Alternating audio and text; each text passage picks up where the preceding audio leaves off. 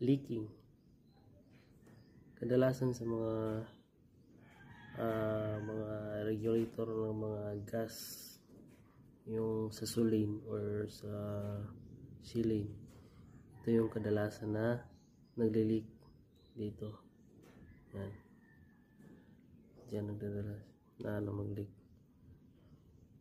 Tuturo ko sa iyo kung paano magtanggal ng o mag-recondition o i-repair itong balbula nito sa maliit. Kasi may gasket ito sa loob. Kailangan mo lang baklasin to, tanggalin ito. Kita mo yung pin na maliit. Yan. Yan yung tatanggalin. Tanggalin natin.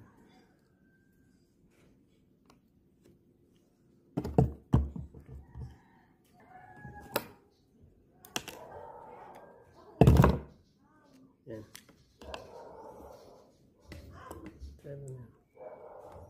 Ito na yung pin niya. Yan, wala hugutin.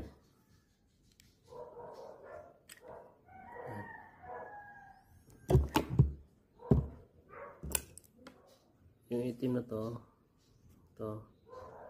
ito yung gasket niya. Kailangan mo lang palitan. Kung wala kang pampalit, pwede mo lang lagyan ng tip-glue.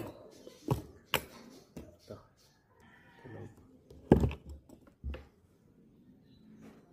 Ito siya.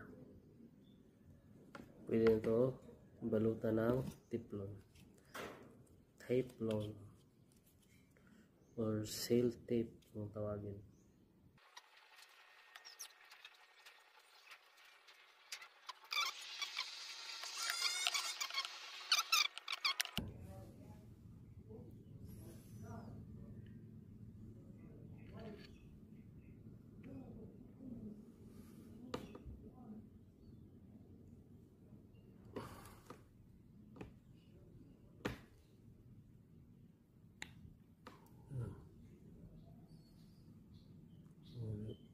Lambot na siya. Hindi na yan mag-leak.